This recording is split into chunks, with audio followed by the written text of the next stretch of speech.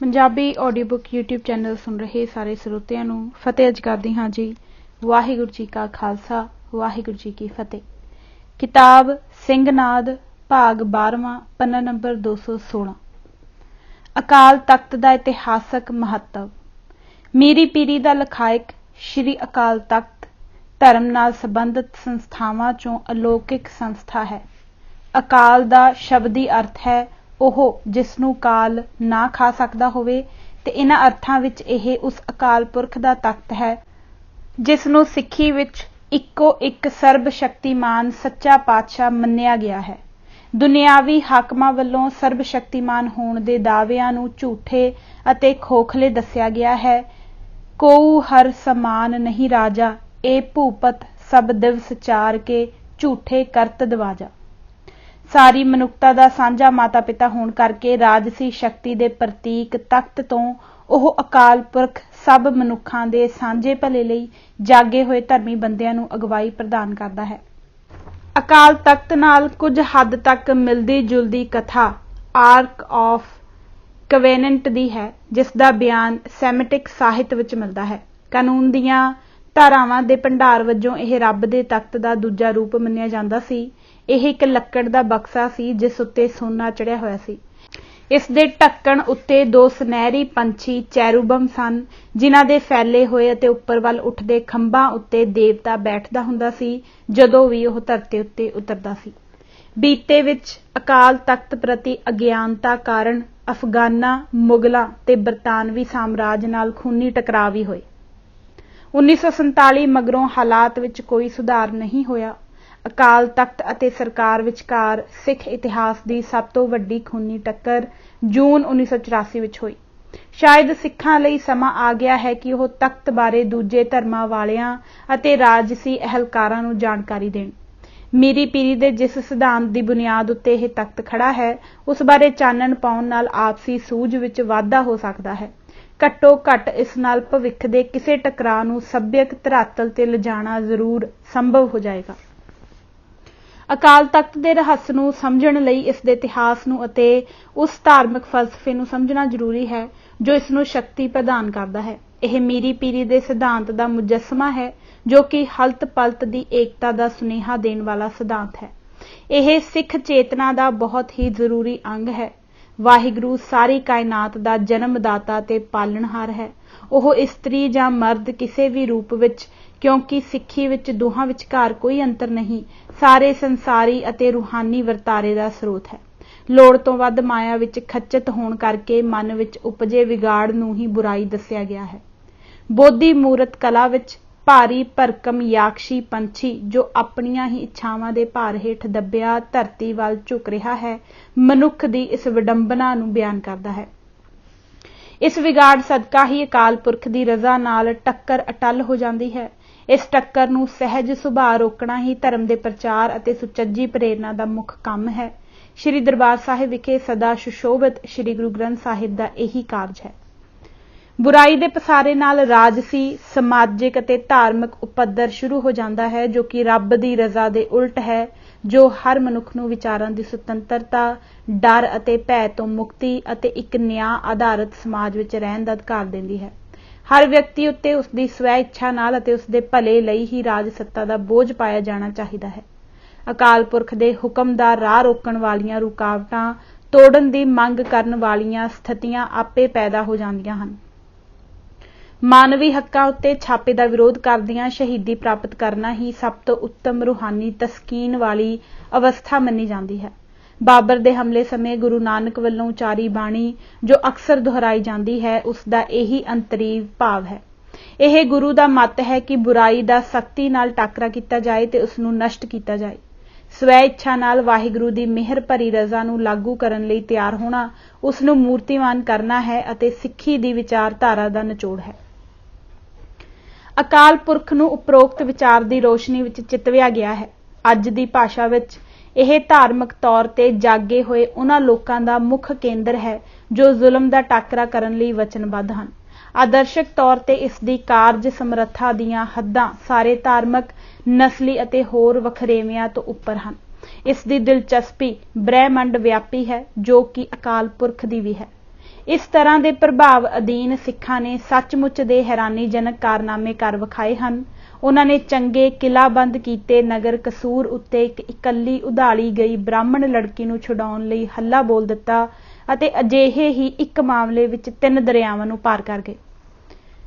पानीपत की तीजी लड़ाई का जेतू अहमद शाह अब्दाली जदों 22,000 इस्त्रियां चुक के लुट दे माल वजों नाल लिजा रहा सी तां अकाल तख्त दे एक मते तो सेध लैके उन्हां अब्दाली उत्ते हमला कर दिता। अगले ही साल गुस्से विच लोहे लाखे होए अब्दाली ने उन्हां दा दरबार साहिब ढा दिता ते 60,000 सिखां नूं जानां देणीआं पईआं। हुणे पिछे ਜਿਹੇ अंग्रेज सरकार विरुद्ध सारे शांतमई मोर्चे अकाल तख्त तो ही जारी हुंदे रहे। 1947 मगरों भी यह रवायत जारी रखी गई। किसी भी हालत विच सिखां ने अकाल तख्त उत्ते आज़ादी नाल जुड़ बैठण, खुल के विचारां करन अते उन्हां दी मर्जी विरुद्ध उन्हां उत्ते राज करन वालियां दा डट के मुकाबला करन दा अपना अधिकार नहीं छड्डिया। शहीदां दे सरताज 5वें गुरु दी वसीयत मुताबक अकाल तख्त दी उसारी 1606 विच कीती गई। 6वें गुरु नूं उन्हां दी हदायत सी कि मुगल हकूमत दे जुल्म दा टाकरा हथियारां नाल कीता जावे। तख्त दी उसारी गुरु ने आप अते सिख विद्वान भाई गुरदास अते बाबा बुड्ढा ने कीती, जो गुरु नानक तो लैके गुरु हरगोबिंद तक नूं गुरगद्दी ते बिठाउण दी रस्म अदा करदे रहे सन। गुरबिलास पातशाही 6वें अनुसार किसी चौथे व्यक्ति नूं इस दी उसारी विच शामिल नहीं सी कीता गया। इस राही सुनेहा यही दिता गया कि पवित्र अस्थान दरबार साहिब विचले सारे नवे वादे शुरू विच बनाई योजना अनुसार ही सन। भाई गुरदास ने अपनी एक रचना विच बाहरों नज़र आउंदे गुरु हरगोबिंद साहिब दे वखरे लड़ाकू अंदाज दा जिक्र करके लिखिया है कि यह सिक्खी दे मुढ़ तो प्रचारे जांदे रहे सिद्धांतां तो हट के कुछ नहीं सी।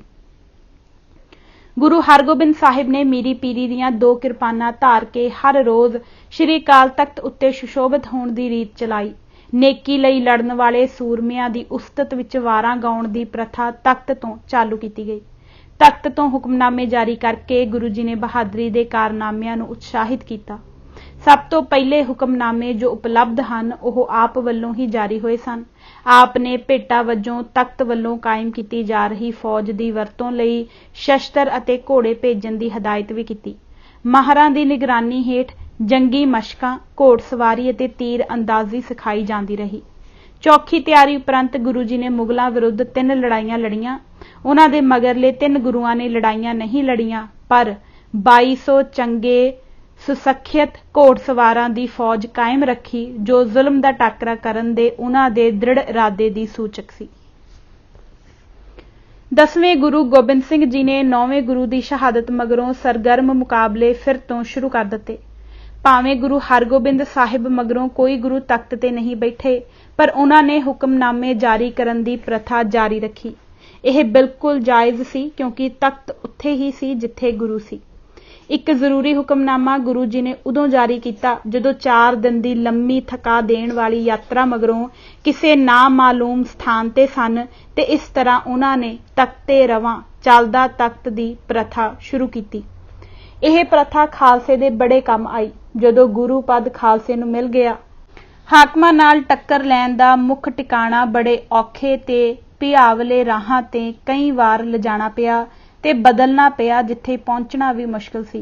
कई वार तख्त दी होंद उदों लखी जंगल दे कंडियाले राहां ते राजस्थान दे रेतले मैदानां विच अते शिवालक पहाड़ियां दे टोयां खोबियां विच हुंदी सी। अकाल तख्त दुबारा 1710 तो 1845 तक सिखां कोल रहा। यह सुनहरी समा सी जिस विच इस दी कार्यशैली दीयां बहुतियां रवायतां होंद विच आईयां। कई बड़े इतिहासक निर्णय लाए गए। अफगान साम्राज, जिस विच सारा पंजाब, जम्मू अते कश्मीर शामिल सन, उत्ते कब्जा करन दे फैसले लए गए। अंदरूनी तौर ते दल खालसा जां सिख फौज का पुनर्गठन किया गया। बंदा बहादुर दे कुछ भुल्लड़ साथियां दे मनमती विचारां वाले साथियां दे यत्नां नूं दबा दिता गया। सिखां दे धार्मिक अनुशासन की उलंघना करन वालियां विरुद्ध कार्रवाई करन दे ढंग भी तैयार कर लए गए। खालसा जी नूं गुरु पद मिलन दे नतीजे वजों यह गल प्रवान कर लई गई ਕਿ ਸਿੱਖਾਂ ਸੰਬੰਧੀ ਮਹੱਤਵਪੂਰਨ ਫੈਸਲੇ ਸਾਰੇ ਸਿੱਖਾਂ ਵੱਲੋਂ ਸਾਂਝੇ ਤੌਰ ਤੇ ਅਰਥਾਤ ਸਰਬੱਤ ਖਾਲਸਾ ਵੱਲੋਂ ਲਏ ਜਾਣ। ਖਾਲਸੇ ਦੀ ਇਕੱਤਰਤਾ ਵਿੱਚ ਸਾਰੇ ਸਿੱਖ ਬਰਾਬਰ ਸਨ ਅਤੇ ਫੈਸਲੇ ਸਰਬਸੰਮਤੀ ਨਾਲ ਲਏ ਜਾਂਦੇ ਸਨ, ਪਰ ਇਹ ਯਕੀਨੀ ਜ਼ਰੂਰ ਬਣਾ ਲਿਆ ਜਾਂਦਾ ਸੀ ਕਿ ਇਹ ਗੁਰੂ ਗ੍ਰੰਥ ਸਾਹਿਬ ਦੀਆਂ ਸਿੱਖਿਆਵਾਂ ਅਨੁਸਾਰ ਹੋਣ। ਸਾਰਿਆਂ ਨੂੰ ਆਪਣੀ ਰਾਏ ਪ੍ਰਗਟ ਕਰਨ ਦਾ ਬਰਾਬਰ ਹੱਕ ਸੀ, ਜਦ ਤੱਕ ਕਿ ਫੈਸਲੇ ਨੂੰ ਗੁਰਮਤਿ ਦੇ ਰੂਪ ਵਿੱਚ ਲਿਖਤੀ ਰੂਪ ਨਹੀਂ ਸੀ ਦਿੱਤਾ ਜਾਂਦਾ। ਇਸ ਉਪਰੰਤ ਇਸ ਨੂੰ ਜਥੇਦਾਰ ਦੇ ਹਵਾਲੇ ਕੀਤਾ ਜਾਂਦਾ ਸੀ, ਜੋ ਇਸ ਬਾਰੇ ਐਲਾਨ ਕਰਦਾ ਸੀ ਤੇ ਇਸ ਨੂੰ ਲਾਗੂ ਕਰਨ ਲਈ ਜ਼ਿੰਮੇਵਾਰ ਹੁੰਦਾ ਸੀ। ਜਦੋਂ ਸਿੱਖਾਂ ਦੀ ਗਿਣਤੀ ਵਿੱਚ ਚੌਖਾ ਵਾਧਾ ਹੋ ਗਿਆ ਤਾਂ ਸਾਰੇ ਸਿੱਖਾਂ ਦੀ ਇਕੱਤਰਤਾ ਬੁਲਾਉਣੀ ਅਸੰਭਵ ਹੋ ਗਈ। ਸਰਬੱਤ ਖਾਲਸਾ ਦਾ ਅਰਥ ਆਗੂਆਂ ਦੀ ਪ੍ਰਤੀਨਿਧ ਇਕੱਤਰਤਾ ਲਿਆ ਜਾਣ ਲੱਗਾ। ਇਸ ਵਿੱਚ ਸ਼ਾਮਲ ਹੋਣ ਤੋਂ ਪਹਿਲਾਂ ਸਰਦਾਰ ਆਪਣੇ ਸਾਥੀਆਂ ਦੀ ਰਾਏ ਜਾਣ ਲੈਂਦੇ ਸਨ। ਇਸ ਤਰ੍ਹਾਂ ਸਿੱਧਾ ਲੋਕ ਰਾਜ ਪ੍ਰਤੀਨਿਧ ਲੋਕ ਰਾਜ ਵਿੱਚ ਬੜੀ ਆਸਾਨੀ ਨਾਲ ਤਬਦੀਲ ਹੋ ਗਿਆ। ਭਾਈ ਮਨੀ ਸਿੰਘ ਦੀ ਸ਼ਹਾਦਤ ਮਗਰੋਂ ਅਕਾਲ ਤਖਤ ਦੇ ਜਥੇਦਾਰ ਸਰਬੱਤ ਖਾਲਸਾ ਵੱਲੋਂ ਆਪਸੀ ਸਹਿਮਤੀ ਨਾਲ ਥਾਪੇ ਜਾਣ ਲੱਗੇ। ਸਿੱਖ ਰਾਜ ਸਮੇਂ ਅਕਾਲ ਤਖਤ ਦੇ ਰਖਵਾਲੇ ਅਕਾਲੀ ਸੋਚੀ ਸਮਝੀ ਯੋਜਨਾ ਅਧੀਨ ਰਣਜੀਤ ਸਿੰਘ ਪ੍ਰਤੀ ਅਪਮਾਨਜਨਕ ਢੰਗ ਨਾਲ ਵਿਵਹਾਰ ਕਰਦੇ ਰਹੇ, ਭਾਵੇਂ ਕਿ ਉਹ ਉਸ ਨੂੰ ਸਰਕਾਰ ਖਾਲਸਾ ਜੀਓ ਦਾ ਮੁਖੀ ਪ੍ਰਵਾਨ ਕਰਦੇ ਸਨ। ਐਮਿਲੀ ਈਡਨ ਲਿਖਦੀ ਹੈ ਕਿ ਉਹ ਅਕਸਰ ਉਸ ਨਾਲ ਧੋਲ ਤੱਪਾ ਵੀ ਕਰਦੇ ਰਹਿੰਦੇ ਸਨ ਤੇ ਉਸ ਦੇ ਬਾਡੀਗਾਰਡ ਬੜੀ ਮੁਸ਼ਕਲ ਨਾਲ ਉਸ ਨੂੰ ਅਕਾਲੀਆਂ ਤੋਂ ਬਚਾਉਂਦੇ ਸਨ। ਉਹ ਰਣਜੀਤ ਸਿੰਘ ਨੂੰ ਨੁਕਸਾਨ ਨਹੀਂ ਸੀ ਪਹੁੰਚਾਉਣਾ ਚਾਹੁੰਦੇ, ਪਰ ਉਸ ਨੂੰ ਲਗਾਤਾਰ ਯਾਦ ਕਰਵਾਉਂਦੇ ਰਹਿਣਾ ਚਾਹੁੰਦੇ ਸਨ ਕਿ ਖਾਲਸਾ ਸਦਾ ਸੁਤੰਤਰ ਹੈ ਤੇ ਰਣਜੀਤ ਸਿੰਘ ਕੇਵਲ ਉਹਨਾਂ ਦੀ ਮਰਜ਼ੀ ਨਾਲ ਹੀ ਉਹਨਾਂ ਉੱਤੇ ਰਾਜ ਕਰਦਾ ਹੈ। ਰਣਜੀਤ ਸਿੰਘ ਵੱਲੋਂ ਲੜੀਆਂ ਗਈਆਂ ਲੜਾਈਆਂ ਵਿੱਚ ਜਥੇਦਾਰ ਅਕਾਲ ਤਖਤ ਦੀ ਅਗਵਾਈ ਹੇਠ ਇਹੀ ਅਕਾਲੀ ਅਗਲੀ ਕਤਾਰ ਵਿੱਚ ਹੋ ਕੇ ਜੂਝਦੇ ਸਨ। ਧਾਰਮਿਕ ਖੇਤਰ ਵਿੱਚ ਅਕਾਲ ਤਖਤ ਨੇ ਆਪਣੀ ਸੁਤੰਤਰਤਾ ਦਾ ਪ੍ਰਗਟਾਵਾ ਕੀਤਾ ਤੇ ਇਸ ਦਾ ਐਲਾਨ ਇਸ ਤਰ੍ਹਾਂ ਕੀਤਾ ਕਿ ਰਣਜੀਤ ਸਿੰਘ ਨੂੰ ਵੀ ਜਵਾਬ ਦੇਣ ਲਈ ਬੁਲਾ ਭੇਜਿਆ। ਇੱਕ ਵਾਰ ਉਸ ਨੂੰ ਦਰਖਤ ਨਾਲ ਬੰਨ੍ਹ ਕੇ ਕੋਰੜੇ ਮਾਰਨ ਦਾ ਹੁਕਮ ਵੀ ਸੁਣਾਇਆ ਗਿਆ। ਰਣਜੀਤ ਸਿੰਘ ਨੂੰ ਸੱਚਮੁੱਚ ਦਰਖਤ ਨਾਲ ਬੰਨ੍ਹਿਆ ਵੀ ਗਿਆ, ਪਰ ਕੋਰੜੇ ਮਾਰਨ ਦੀ ਸਜ਼ਾ ਮਾਫ ਕਰ ਦਿੱਤੀ ਗਈ। ਅੰਗਰੇਜ਼ ਸਰਕਾਰ ਨੇ ਅਕਾਲ ਤਖਤ ਦੇ ਜਥੇਦਾਰ ਆਪ ਥਾਪ ਕੇ ਤਖਤ ਨੂੰ ਕਾਬੂ ਵਿੱਚ ਕਰਨ ਦਾ ਯਤਨ ਕੀਤਾ। ਉਹ ਕੁਝ ਸਮੇਂ ਲਈ ਸਫਲ ਵੀ ਰਹੇ, ਪਰ ਜਲਿਆਂਵਾਲਾ ਕਾਂਡ ਦੇ ਦੋਸ਼ੀ ਬ੍ਰਿਗੇਡੀਅਰ ਜਨਰਲ ਡਾਇਰ ਨੂੰ ਉੱਥੋਂ ਸਿਰੋਪਾਓ ਦਿਵਾ ਕੇ ਹੱਦਾਂ ਬੰਨੇ ਟੱਪ ਗਏ। ਨਤੀਜੇ ਵਜੋਂ 1920 ਵਿੱਚ ਤਖਤ ਨੂੰ ਬਰਤਾਨਵੀ ਕੰਟਰੋਲ ਹੇਠ ਆਜ਼ਾਦ ਕਰਵਾ ਲਿਆ ਗਿਆ ਅਤੇ ਇਹ ਭਾਰਤ ਦੀ ਆਜ਼ਾਦੀ ਲਈ ਕਈ ਸ਼ਾਂਤਮਈ ਲੜਾਈਆਂ ਦਾ ਆਰੰਭ ਸਥਾਨ ਬਣ ਗਿਆ। ਅੱਜ ਪ੍ਰਚਲਿਤ ਕਈ ਧਾਰਮਿਕ ਰਵਾਇਤਾਂ ਇਸ ਦੀ ਉਪਰੋਕਤ ਆਜ਼ਾਦੀ ਮਗਰੋਂ ਦੁਬਾਰਾ ਚਾਲੂ ਕਰ ਦਿੱਤੀਆਂ ਗਈਆਂ। ਅਨਿਆਂ ਅਤੇ ਜ਼ਬਰ ਦਾ ਮੁਕਾਬਲਾ ਕਰਨ ਲਈ ਲੜਨ ਵਾਲੇ ਵਾਲੰਟੀਅਰਾਂ ਦਾ ਇਹ ਫਿਰ ਤੋਂ ਕੇਂਦਰ ਬਣ ਗਿਆ। ਸਦੀਆਂ ਦੇ ਰੂਹਾਨੀ ਤਜਰਬੇ ਸਦਕਾ ਸਿੱਖਾਂ ਨੂੰ ਇਹ ਗੁੜਤੀ ਮਿਲੀ ਹੋਈ ਹੈ ਕਿ ਉਹ ਆਪਣੀ ਵਫਾਦਾਰੀ ਸਭ ਤੋਂ ਪਹਿਲਾਂ ਅਕਾਲ ਪੁਰਖ ਨੂੰ ਸੌਂਪਣ ਤੇ ਫਿਰ ਆਪਣੀ ਆਤਮਾ ਅਤੇ ਨੇਕ ਕੰਮਾਂ ਨੂੰ। ਰਾਜ ਭਾਵੇਂ ਉਹ ਅਫਗਾਨਾਂ, ਮੁਗਲਾਂ, ਸਿੱਖਾਂ, ਅੰਗਰੇਜ਼ਾਂ ਜਾਂ ਭਾਰਤੀਆਂ ਦਾ ਹੋਵੇ, ਸਿੱਖਾਂ ਦੀ ਵਫਾਦਾਰੀ ਉੱਤੇ ਉਸ ਅਨੁਪਾਤ ਅਨੁਸਾਰ ਹੀ ਦਾਅਵਾ ਕਰ ਸਕਦਾ ਹੈ ਜਿਸ ਅਨੁਪਾਤ ਨਾਲ ਉਹ ਉਹਨਾਂ ਆਦਰਸ਼ਾਂ ਪ੍ਰਤੀ ਵਚਨਬੱਧ ਹੈ। ਸਿਧਾਂਤਕ ਤੌਰ ਤੇ ਜੇ ਕੱਲ ਨੂੰ ਸਿੱਖ ਰਾਜ ਹੋਂਦ ਵਿੱਚ ਆ ਜਾਏ ਤਾਂ ਵੀ ਸਥਿਤੀ ਇਹੀ ਰਹੇਗੀ। ਇਹ ਗੱਲ ਹਿੰਦੁਸਤਾਨ ਦੀ ਸਥਿਰਤਾ ਤੇ ਅਖੰਡਤਾ ਲਈ ਜ਼ਰੂਰੀ ਹੈ ਕਿ ਸਿੱਖ ਵਿਚਾਰਧਾਰਾ ਦੇ ਇਸ ਪੱਖ ਨੂੰ ਸਮਝਿਆ ਜਾਵੇ। ਅਜੋਕੇ ਯੁੱਗ ਦੀ ਸਭ ਤੋਂ ਉਚੇਰੀ ਲੋਕ ਰਾਜੀ ਰਾਜਸੀ ਵਿਚਾਰਧਾਰਾ ਨਾਲ ਇਹ ਵਿਚਾਰ ਪੂਰੀ ਤਰ੍ਹਾਂ ਮੇਲ ਖਾਂਦੇ ਹਨ। ਸਿੱਖਾਂ ਦਾ ਇਹ ਵਿਸ਼ਵਾਸ ਕਿ ਰਾਜ ਲੋਕਾਂ ਦੀ ਭਲਾਈ ਲਈ ਕਾਇਮ ਕੀਤੀਆਂ ਸੰਸਥਾਵਾਂ ਵਿੱਚੋਂ ਇੱਕ ਹੈ ਅਤੇ ਇਸ ਨੂੰ ਲੋਕਾਂ ਦੀ ਮੁਕੰਮਲ ਨਿਵੇਕਲੀ ਵਫਾਦਾਰੀ ਉੱਤੇ ਹੱਕ ਨਹੀਂ ਜਤਾਉਣਾ ਚਾਹੀਦਾ, ਅਜੋਕੀ ਰਾਜਸੀ ਵਿਚਾਰਧਾਰਾ ਨਾਲੋਂ ਓਪਰਾ ਨਹੀਂ। ਅਕਾਲ ਤਖਤ ਵਰਗੀਆਂ ਸੰਸਥਾਵਾਂ ਰਾਜ ਨੂੰ ਵਾਰ-ਵਾਰ ਇਹ ਯਾਦ ਕਰਵਾ ਕੇ ਮਜ਼ਬੂਤ ਹੀ ਕਰਦੀਆਂ ਹਨ ਕਿ ਵਫਾਦਾਰੀ ਸਦਾ ਕਮਾਈ ਜਾਂਦੀ ਹੈ। ਇੱਕ ਸੱਚੇ ਲੋਕ ਰਾਜ ਵਿੱਚ ਇਹ ਧਾਰਨਾ ਦਲੀਲ ਦੀ ਕਿਸੇ ਵੀ ਕਸਵੱਟੀ ਉੱਤੇ ਖਰੀ ਉਤਰ ਸਕਦੀ ਹੈ।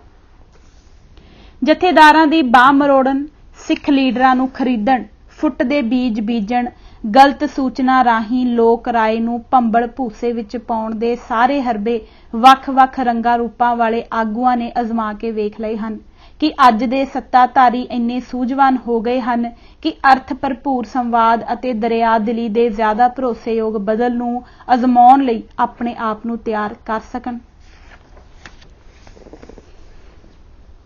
ਖਾਲਸੇ ਦੀ ਰਹਿਤ ਕਿਰਪਾਨ। ਖਾਲਸੇ ਦੀ ਰਹਿਤ ਨਾਲ ਸੰਬੰਧਿਤ ਦੋ ਅਹਿਮ ਨੁਕਤੇ ਹਨ। ਪਹਿਲਾ, ਕਿ ਅੰਤਮ ਸੱਚ ਜਾਣਿਆ ਜਾ ਸਕਦਾ ਹੈ।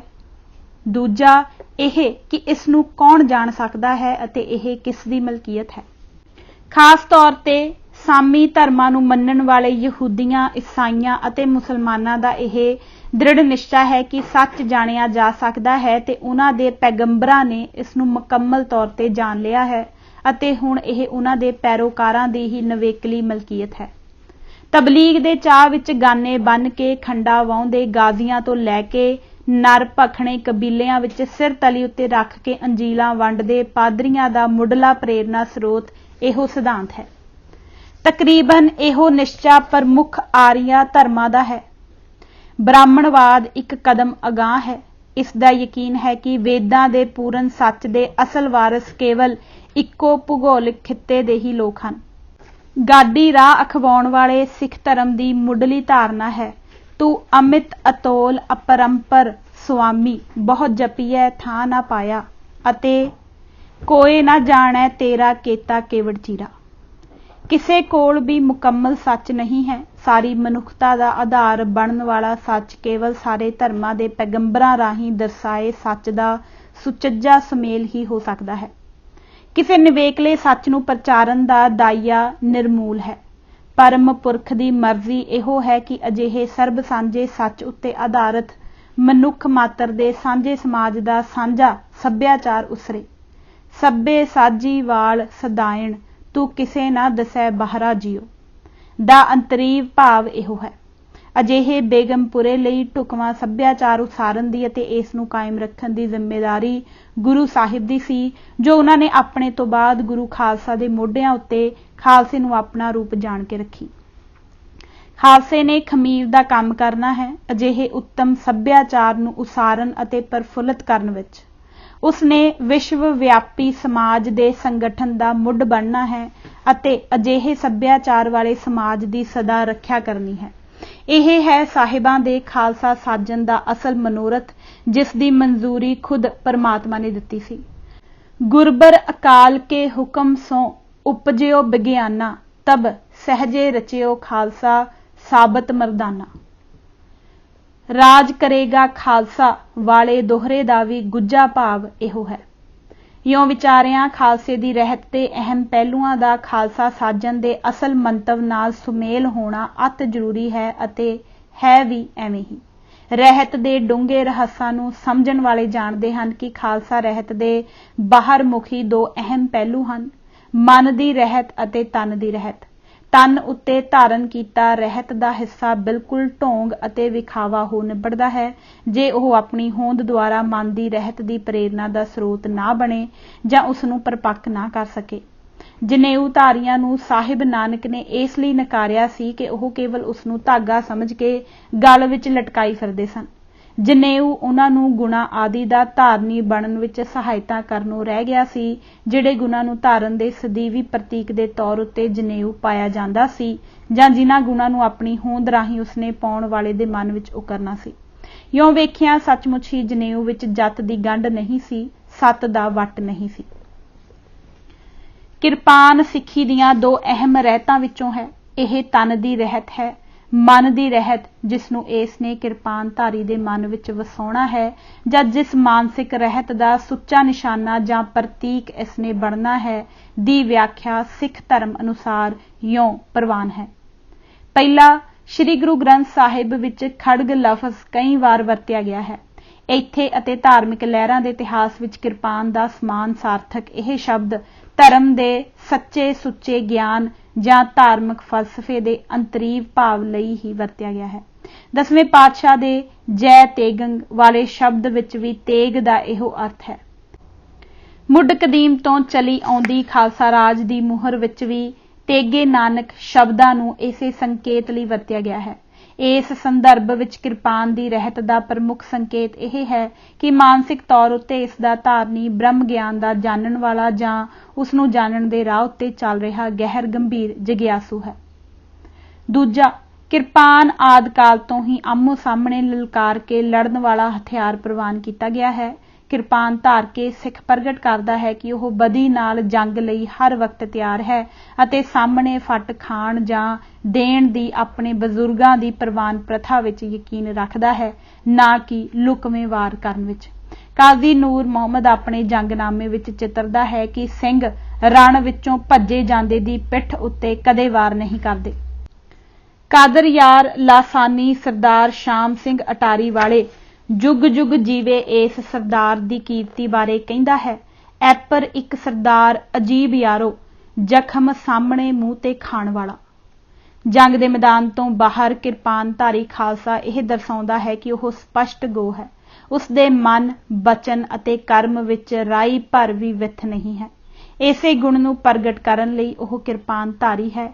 ਜੋ ਕਿਰਪਾਨਧਾਰੀ ਬਦੀ ਨਾਲ ਜੂਝਦੇ ਨਹੀਂ ਅਤੇ ਧੜੇਬੰਦੀਆਂ ਵਿੱਚ ਪੈ ਕੇ ਇੱਕ ਦੂਜੇ ਦੀ ਲਾਪਾ ਕਰਨ ਤੋਂ ਸੰਕੋਚ ਨਹੀਂ ਕਰਦੇ, ਕਿਰਪਾਨ ਦੀ ਰਹਿਤ ਦੇ ਧਾਰਨੀ ਨਹੀਂ ਅਖਵਾ ਸਕਦੇ। ਤੀਜਾ, ਸਿੱਖੀ ਪਰੰਪਰਾ ਅਨੁਸਾਰ ਖਾਲਸਾ ਮੁਕੰਮਲ ਤੌਰ ਉੱਤੇ ਖੁਦ ਮੁਖਤਿਆਰ ਹੈ, ਕਿਸੇ ਦਾ ਗੁਲਾਮ ਨਹੀਂ। ਇਹੋ ਪ੍ਰਭਾਵ ਦੇਣ ਲਈ ਉਹ ਕਿਰਪਾਨ ਪਹਿਨਦਾ ਹੈ। ਇਸੇ ਭਾਵਨਾ ਅਧੀਨ 10ਵੇਂ ਪਾਤਸ਼ਾਹ ਫਰਮਾਉਂਦੇ ਹਨ ਕਿ ਖੜਕ ਦਾ ਕਾਠ ਹੱਥ ਜਾਂ ਮੁੱਠ ਹੱਥ ਵਿੱਚੋਂ ਛੱਡਣ ਵਾਲੇ ਨੂੰ ਖੜਗ ਦੀ ਧਾਰ ਧੌਣ ਉੱਤੇ ਸਹਿਣੀ ਪੈਂਦੀ ਹੈ। ਸਵਿਟਜ਼ਰਲੈਂਡ ਵਿੱਚ ਜਿੱਥੇ ਸਿੱਧਾ ਲੋਕਤੰਤਰ ਹੈ, ਲੋਕ ਕਾਨੂੰਨ ਘਾੜਨੀ ਸਭਾ ਵਿੱਚ ਖਾਸ ਤੌਰ ਉੱਤੇ ਕਿਰਪਾਨਾਂ ਪਾ ਕੇ ਜਾਂਦੇ ਹਨ, ਇਹ ਦੱਸਣ ਲਈ ਕਿ ਉਹ ਮਾਨਸਿਕ ਤੌਰ ਉੱਤੇ ਆਜ਼ਾਦ ਹਨ ਅਤੇ ਕਿਸੇ ਜਾਬਰ ਦੇ ਅਧੀਨ ਨਹੀਂ। ਇਸੇ ਭਾਵਨਾ ਨੂੰ ਪੰਥ ਪ੍ਰਕਾਸ਼ ਵਿੱਚ ਇਉਂ ਪ੍ਰਗਟ ਕੀਤਾ ਗਿਆ ਹੈ, ਸ਼ਹਿਨशाह ਖੁਦ ਹੀ ਕੋ ਭਾਖਤ, ਕਾਣ ਨਾ ਕਿਸਹੂ ਕੀ ਇਹ ਰਾਖਤ। ਕਿਰਪਾਨਧਾਰੀ ਖਾਲਸਾ ਇਹ ਪ੍ਰਭਾਵ ਦੇਣ ਲਈ ਹੀ ਕਿਰਪਾਨ ਰੱਖਦਾ ਹੈ ਕਿ ਉਹ ਕਿਸੇ ਪੱਖੋਂ ਕਿਸੇ ਦਾ ਗੁਲਾਮ ਨਹੀਂ, ਬਲਕਿ ਪਰਮਾਤਮਾ ਦੀ ਸ਼ਹਿਨशाही ਦਾ ਆਜ਼ਾਦ ਬਾਸ਼ਿੰਦਾ ਹੈ ਅਤੇ ਇਹੋ ਹੈ ਸਿੱਖੀ ਦੀ ਇਸ ਰਹਿਤ ਦਾ ਇੱਕ ਅਹਿਮ ਪਹਿਲੂ। ਮਾਨਸਿਕ ਤੌਰ ਉੱਤੇ ਗੁਲਾਮੀ ਕਬੂਲਣ ਵਾਲਾ, ਵਹਿਮਾਂ ਭਰਮਾਂ ਕੁਰੀਤੀਆਂ ਨਸ਼ਿਆਂ ਆਦਿ ਦਾ ਗੁਲਾਮ, ਦੂਸਰਿਆਂ ਦੇ ਟੁਕੜਿਆਂ ਉੱਤੇ ਪਲਦਾ, ਕੁਰਸੀ ਲਈ ਲਿਲਕੜੀਆਂ ਕੱਢਣ ਵਾਲਾ ਕਿਰਪਾਨ ਦੀ ਰਹਿਤ ਵਿੱਚ ਪਰਪੱਕ ਨਹੀਂ ਅਖਵਾ ਸਕਦਾ। ਕਿਰਪਾਨਧਾਰੀ ਖਾਲਸੇ ਦਾ ਚੌਥਾ ਦਾਅਵਾ ਇਹ ਹੈ ਕਿ ਉਹ ਮੁਕੰਮਲ ਤੌਰ ਉੱਤੇ ਪਰਮਾਤਮਾ ਦੇ ਹੁਕਮ ਨੂੰ ਵਰਤਾਉਣ ਵਾਲਾ ਹੋਣ ਦੀ ਹੈਸੀਅਤ ਵਿੱਚ ਮੁਰਦੇ ਵਾਂਗ ਪਰਮਾਤਮਾ ਰੂਪੀ ਗੌਰ ਕਬਰ ਗੁਰੂ ਵਿੱਚ ਸਮਾਇਆ ਹੋਇਆ ਹੈ।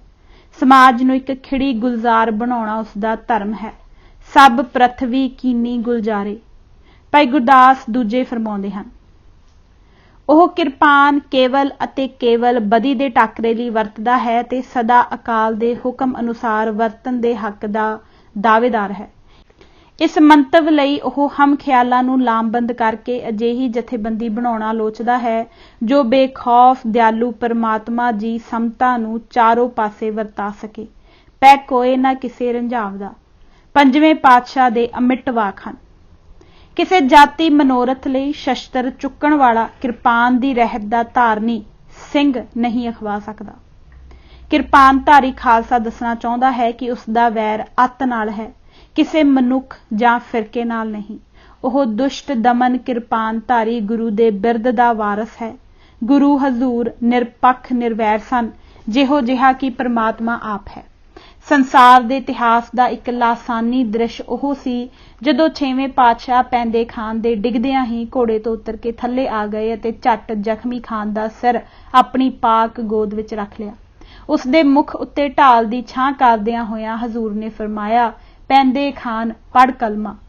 ਪੈਂਦੇ ਖਾਨ ਦਾ ਢੁਕਵਾਂ ਉੱਤਰ ਸੀ, ਤੇਰੀ ਕਿਰਪਾਨ ਹੀ ਹੁਣ ਕਲਮਾ ਹੋਈ ਕਰੁਣਾ ਨਿਦਾਨ। ਇਸ ਵਿੱਚ ਮੁੱਢੋਂ ਸ਼ੰਕਾ ਨਹੀਂ ਕਿ ਉਪਰੋਕਤ ਗੁਣਾਂ ਨੂੰ ਧਾਰਨ ਕਰੇ ਬਿਨਾਂ ਜੋ ਸਿੱਖ ਕਿਰਪਾਨਧਾਰੀ ਹੁੰਦਾ ਹੈ ਅਤੇ ਇਹਨਾਂ ਗੁਣਾਂ ਨੂੰ ਧਾਰਨ ਕਰਨਾ ਆਪਣੇ ਜੀਵਨ ਦਾ ਪ੍ਰਮੁੱਖ ਕਰਤੱਵ ਨਹੀਂ ਬਣਾਉਂਦਾ, ਰਹਿਤਵਾਨ ਗੁਰੂ ਕਾ ਸਿੰਘ ਨਹੀਂ ਅਖਵਾ ਸਕਦਾ। ਹੁਣ ਆਈਏ ਕਿਰਪਾਨ ਦੀ ਲੰਬਾਈ ਵੱਲ। ਸ਼੍ਰੋਮਣੀ ਗੁਰਦੁਆਰਾ ਪ੍ਰਬੰਧਕ ਕਮੇਟੀ ਨੇ 1936 ਵਿੱਚ ਸ਼੍ਰੋਮਣੀ ਸਿੱਖ ਵਿਦਵਾਨਾਂ ਦੀ ਇੱਕ ਕਮੇਟੀ ਬਣਾਈ ਤਾਂ ਕਿ ਸਿੱਖ ਰਹਿਤ ਮਰਿਆਦਾ ਨੂੰ ਤਰਤੀਬ ਦੇ ਕੇ ਸਪਸ਼ਟ ਕੀਤਾ ਜਾ ਸਕੇ।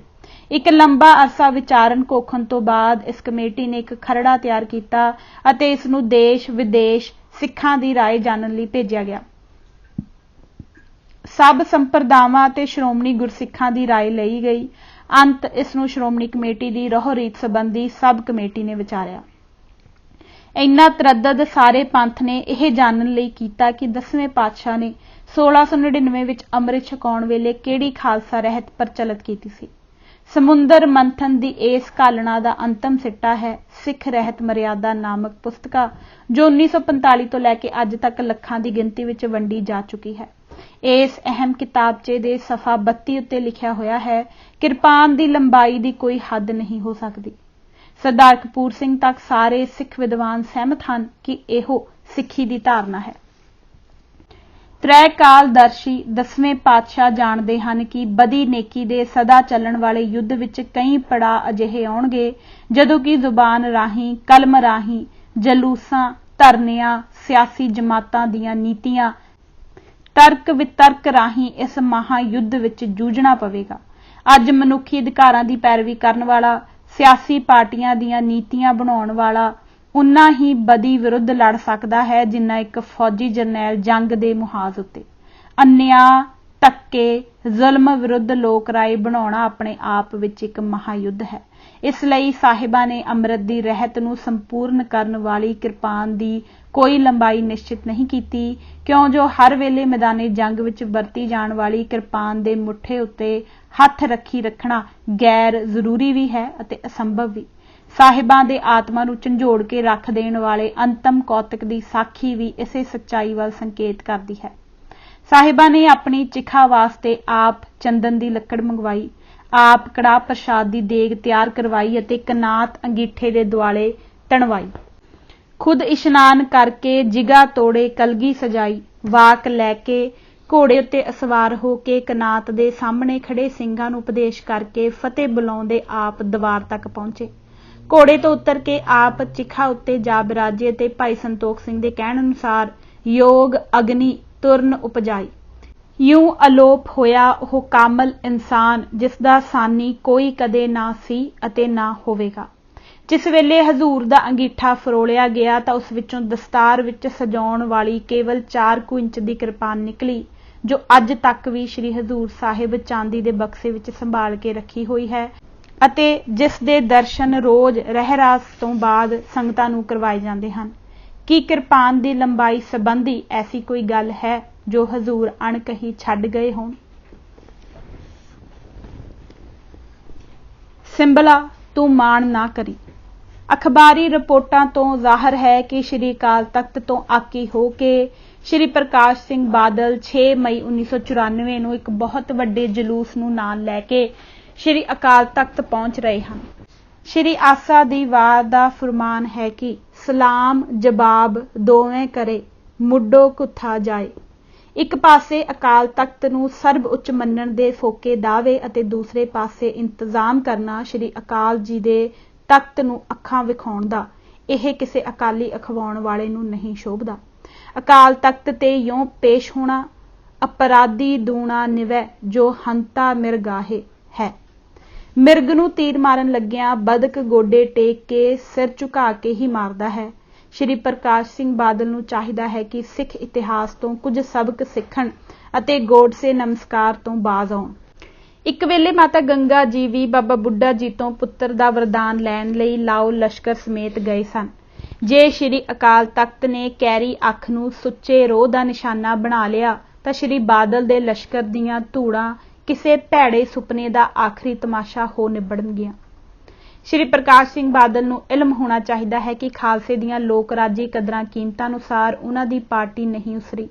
उन्हां ना मैंबर भर्ती कीते हन, ना कोई विधान हेठ बकायदा चोणां करवाईयां हन, ना किसी ने उन्हां नूं प्रधान श्रोमणी अकाली दल चुनिया है। श्रोमणी अकाली दल दे संविधान की घोर उलंघना विच निजी हौमे कारण उसरे दलां नूं खत्म करके विधि अते आईन अनुसार सारे अकालियां नूं एक मंच उत्ते बिठाउणा कौम की सियासी नुमाइंदा जमात सुरजीत करनी ते एका लहर का मुख मंतव है। इस दे विरुद्ध खड़े होकर श्री प्रकाश सिंह बादल यह प्रभाव दे रहे हैं कि वह संगत के विरोध विच हन अते हर हीले अपना नामजद कीता अकाली दल कायम रखना चाहुंदे हन। ਜਿਹੜੇ ਉਹਨਾਂ ਦੇ ਨਾਲ ਵਹੀਰਾ ਘੱਤ ਕੇ ਜਾਣਗੇ ਉਹ ਵੀ ਬੀਜ रूप ਵਿੱਚ ਇਹੋ ਆਖਣਗੇ ਕਿ ਖਾਲਸਾ ਰਵਾਇਤਾਂ ਤੇ ਸ਼੍ਰੋਮਣੀ ਅਕਾਲੀ ਦਲ ਦੇ ਆਇਨ ਤੇ ਆਮ ਲੋਕ ਰਾਜੀ ਕਦਰਾਂ ਕੀਮਤਾਂ ਨੂੰ ਵਿਸਾਰ ਕੇ ਸ਼੍ਰੀ ਪ੍ਰਕਾਸ਼ ਸਿੰਘ ਬਾਦਲ ਨੂੰ ਆਪਣਾ ਨਿੱਜੀ ਦਲ ਕਾਇਮ ਕਰਨ ਦਾ ਅਧਿਕਾਰ ਦਿੱਤਾ ਜਾਵੇ, ਕਿਉਂਕਿ ਉਹ ਕੌਮ ਨੂੰ ਭੰਬਲ ਭੂਸੇ ਵਿੱਚ ਪਾ ਕੇ ਹਿੰਦੂਆਂ ਨੂੰ ਝੂਠੇ ਸੱਚੇ ਲਾਰੇ ਲਾ ਕੇ ਅਕਾਲ ਤਖਤ ਦੇ ਵਿਰੋਧ ਦੇ ਖਾਣ ਵਾਲੇ ਦੰਦ ਵਿਖਾ ਕੇ ਵੋਟਾਂ ਬਟੋਰਨ ਦੀ ਕਲਾ ਵਿੱਚ ਪ੍ਰਵੀਨ ਹਨ। ਇਹ ਕਿੰਨਾ ਕੁ ਸਾਰਥਕ ਮੰਤਕ ਹੈ ਕਿੰਨੀ ਕੁ ਕੌਮ ਅਤੇ ਦੇਸ਼ ਦੇ ਭਲੇ ਦੀ ਗੱਲ ਹੈ, ਇਸ ਨੂੰ ਪ੍ਰਗਟ ਕਰਕੇ ਗੁਲਾਮ ਜ਼ਹਿਨੀਅਤ ਵਾਲੇ ਟਿੱਡੀ ਦਲ ਆਪਣੇ ਆਕਾ ਨੂੰ ਤਾਂ ਪ੍ਰਸੰਨ ਕਰ ਲੈਣਗੇ, ਪਰ ਮਨੁੱਖੀ ਜੀਵਨ ਦਾ ਮਨੋਰਥ ਤਾਂ ਸੱਚ ਉੱਤੇ ਪਹਿਰਾ ਦੇ ਕੇ ਸ੍ਰੀ ਅਕਾਲ ਪੁਰਖ ਨੂੰ ਰਿਝਾਉਣਾ ਹੈ। ਸ਼੍ਰੀ ਪ੍ਰਕਾਸ਼ ਸਿੰਘ ਦਾ ਮੰਤਕ ਕਿ ਗੁਰਦੁਆਰਾ ਚੋਣਾਂ ਦੇ ਦੰਗਲ ਵਿੱਚੋਂ ਅਸਲੀ ਅਕਾਲੀ ਆਗੂ ਉੱਭਰਨਗੇ, ਬੁਨਿਆਦੀ ਤੌਰ ਉੱਤੇ ਗੈਰ ਜ਼ਿੰਮੇਵਾਰ ਅਤੇ ਸਿਆਸੀ ਸੂਝ ਤੋਂ ਅੱਤ ਕੋਰਾ ਹੈ। ਫਰਜ਼ ਕਰੋ ਜੇ ਐਵੇਂ ਹੋ ਸਕਦਾ ਹੋਵੇ ਤਾਂ ਕੀ ਕਾਂਗਰਸੀ ਇੰਨੇ ਮੂਰਖ ਹਨ ਕਿ ਉਹ ਚੋਣਾਂ ਹੋਣ ਦੇਣਗੇ? ਉਹ ਕਦਾਚਿਤ ਪਾਏਦਾਰ ਸਿੱਖ ਆਗੂ ਉਭਾਰ ਕੇ ਆਪਣੇ ਹੱਥਾਂ ਨਾਲ ਆਪ ਫਾਂਸੀ ਦਾ ਰੱਸਾ ਗਲ ਨਹੀਂ ਪਾਉਣਗੇ। ਕਾਂਗਰਸ ਵਾਸਤੇ ਲਾਜ਼ਮੀ ਨਹੀਂ ਕਿ ਉਹ ਕਮੇਟੀ ਦੀਆਂ ਚੋਣਾਂ ਸੰਬੰਧੀ ਹਾਈਕੋਰਟ ਦਾ ਹੁਕਮ ਮੰਨਣ। ਇਹ ਮੰਨ ਲੈਣਾ ਵੀ ਖਾਮ ਖਿਆਲੀ ਹੋਵੇਗੀ ਕਿ ਅਸਲ ਅਕਾਲੀ ਦਲ ਉੱਭਰ ਕੇ ਆ ਜਾਵੇਗਾ। ਚੋਣਾਂ ਸ਼ਾਇਦ ਸਾਧੂ ਸੰਤ ਗੱਠਜੋੜ ਨੂੰ ਜਾਂ ਕਾਂਗਰਸੀ ਗੱਠਜੋੜ ਨੂੰ ਅੱਗੇ ਲੈ ਆਉਣ। ਕੱਲ ਨੂੰ ਸ਼੍ਰੋਮਣੀ ਕਮੇਟੀ ਕਾਂਗਰਸੀ ਹੱਥਾਂ ਵਿੱਚ ਹੋਵੇ ਅਤੇ ਅਕਾਲ ਤਖਤ ਉੱਤੇ ਕੋਈ ਨਿਰੰਕਾਰੀ ਜਾਂ ਰਾਧਾ ਸੁਆਮੀ ਬੈਠਾ ਹੋਵੇ ਤਾਂ ਸ਼੍ਰੀ ਪ੍ਰਕਾਸ਼ ਸਿੰਘ ਦੀ ਨਗੌਰੀ ਬਲਦ ਵਾਂਗ ਧੁਰਲੀ ਮਾਰ ਕੇ ਅੱਗੇ ਨਿਕਲ ਜਾਣ ਦੀ ਠੁੱਲੀ ਸਿਆਸੀ ਨੀਤੀ ਨੂੰ ਸਿੱਖ ਕੌਮ ਕੀ ਬੈਠ ਕੇ ਚੱਟੇਗੀ? ਇਹ ਵੀ ਹੋ ਸਕਦਾ ਹੈ ਕਿ ਸਾਰੇ ਧੜਿਆਂ ਦੇ 20 ਬੰਦੇ ਸ਼੍ਰੋਮਣੀ ਕਮੇਟੀ ਵਿੱਚ ਚੁਣੇ ਜਾਣ। ਅਜਿਹਾ ਲੋਕ ਫਤਵਾ ਅਣਹੋਣਾ ਨਹੀਂ ਅਤੇ ਫਿਰ ਬਾਦਲੀ ਮੰਤਕ ਦਾ ਕੀ ਹਸਰ ਹੋਵੇਗਾ? 2 ਵਾਰ ਸਾਬਕਾ ਮੁੱਖ ਮੰਤਰੀ ਹੋਣਾ ਕੋਈ ਬਹੁਤੀ ਵਜ਼ਨਦਾਰ ਦਲੀਲ ਨਹੀਂ ਕਿ ਸ਼੍ਰੀ ਪ੍ਰਕਾਸ਼ ਸਿੰਘ ਦੀ ਹੀ ਗੱਲ ਹਰ ਝਗੜੇ ਵਿੱਚ ਮੰਨੀ ਜਾਵੇ। ਨਮਰੂਦ ਫਰਾਉਨ ਕੋਲ ਵੀ ਇਹ ਸ਼ਕਤੀ ਨਹੀਂ ਜੋ ਸ਼੍ਰੀ ਅਕਾਲ ਤਖਤ ਨੂੰ ਝੁਕਾ ਸਕੇ ਕਿ 5ਵੇਂ ਪਾਤਸ਼ਾਹ ਦਾ ਕਾਤਲ ਅਤੇ ਔਰੰਗਜ਼ੇਬ ਝੁਕਾ ਸਕੇ ਸਨ। ਸ਼੍ਰੀ ਪ੍ਰਕਾਸ਼ ਸਿੰਘ ਨੂੰ ਮਾਣ ਹੈ ਕਿ ਉਹਨਾਂ ਸਦਾ ਕੌਮ ਨੂੰ ਸਹੀ ਅਗਵਾਈ ਦਿੱਤੀ। ਇਸ ਮੰਤਕ ਦਾ ਖੋਖਲਾਪਣ ਤਾਂ ਸਪਸ਼ਟ ਹੀ ਹੈ। ਜਦੋਂ ਦੇ ਇਹ ਸਿਆਸਤ ਵਿੱਚ ਮੂਹਰੇ ਆਏ ਹਨ, ਉਦੋਂ ਦਾ ਕੌਮੀ ਸਿਆਸਤ ਦਾ ਰੁਝਾਨ ਨਿਰੰਤਰ ਗਿਰਾਵਟ ਵੱਲ ਹੈ। ਅਕਾਲ ਤਖਤ ਵੀ ਢਹਿ ਚੁੱਕਿਆ ਹੈ। ਇਹਨਾਂ ਦੇ ਨਾਮਜ਼ਦ ਪਾਰਲੀਮੈਂਟ ਮੈਂਬਰ ਗੂੰਗੇ ਬਣ ਕੇ ਕੁਰਸੀਆਂ ਉੱਤੇ ਸੁੱਤੇ ਰਹੇ ਹਨ ਅਤੇ ਇਹਨਾਂ ਦੀਆਂ 2 ਸਰਕਾਰਾਂ ਪੰਜਾਬ ਵਿੱਚ ਪੰਜਾਬੀ ਲਾਗੂ ਨਹੀਂ ਕਰ ਸਕੀਆਂ। ਐਮਰਜੈਂਸੀ ਕਿਸੇ ਦੀ ਜੰਗ ਸੀ। ਅਕਾਲੀ ਦਲ ਨੂੰ ਬਲਦੀ ਦੇ ਬੂਥੇ ਝੋਕ ਕੇ ਲੱਖਾਂ ਲੋਕਾਂ ਦਾ ਘਾਣ ਕਰਵਾਉਣਾ ਕਿਵੇਂ ਵੀ ਜਾਇਜ਼ ਨਹੀਂ ਸੀ। ਸ਼੍ਰੀ ਦੇਵੀ ਲਾਲ ਕੋਲੋਂ ਕਰੋੜ ਰੁਪਇਆ ਪ੍ਰਵਾਨ ਕਰਨਾ ਇੱਕ ਐਡਾ ਵੱਡਾ ਅਪਰਾਧ ਹੈ ਕਿ ਇਸ ਬਦਲੇ ਸਿਆਸੀ ਨੇਤਾ ਦਾ ਸਦਾ ਲਈ ਛੇਕਿਆ ਜਾਣਾ ਜਾਇਜ਼ ਹੈ। ਪੰਜਾਬ ਦੀ ਧਰਤੀ ਨਾਲ ਕੀ ਇਹ ਸਭ ਤੋਂ ਵੱਡਾ ਧਰੋਹ ਨਹੀਂ ਸੀ? ਅਜਿਹੀ ਅਗਵਾਈ ਉੱਤੇ ਕਾਹਦਾ ਮਾਣ? ਨਾਲੇ ਕੀ ਬਣਿਆ ਸਿੱਖੀ ਦੇ ਉਸ ਨਿਚੋੜ ਦਾ ਜੋ ਕਹਿੰਦਾ ਹੈ, ਮਿੱਠਤ ਨੀਵੀਂ ਨਾਨਕਾ ਗੁਣ ਚੰਗਿਆਈਆਂ ਤਤ। ਦੂਜੀ ਸੰਸਾਰ ਜੰਗ ਜਿੱਤਣ ਵਾਲਾ ਚਰਚਲ ਅੰਗਰੇਜ਼ ਕੌਮ ਨੇ 1945 ਤੋਂ ਬਾਅਦ ਤੁਰੰਤ ਲਾ ਕੇ ਪਰੇ ਸੁੱਟ ਦਿੱਤਾ ਸੀ। ਸਿੰਬਲਾ ਤੂੰ ਮਾਣ ਨਾ ਕਰੀ, ਫਲ ਨੀਵਿਆਂ ਰੁੱਖਾਂ ਨੂੰ ਲੱਗਦੇ। 2000 ਸਾਲ ਪਹਿਲਾਂ ਕਿਸੇ ਆਮ ਆਦਮੀ ਨੇ ਸੀਜ਼ਰ ਮਹਾਨ ਦੀ ਆਸਤੀਨ ਫੜ ਕੇ ਆਖਿਆ ਸੀ ਕਿ ਉਹ 15 ਮਾਰਚ ਤੋਂ ਡਰੇ। ਅੱਜ ਮੈਂ ਸ਼੍ਰੀ ਪ੍ਰਕਾਸ਼ ਸਿੰਘ ਬਾਦਲ ਅਤੇ ਉਹਨਾਂ ਦੇ ਸਾਥੀਆਂ ਨੂੰ ਆਖਣਾ ਹੈ ਕਿ 6 ਮਈ ਦੇ ਮਨਸੂਬੇ ਤੋਂ ਡਰੋ। ਕੂੜੇ ਦਾਅਵੇ ਅਤੇ ਕੂੜੇ ਲਾਲਚ ਛੱਡੋ।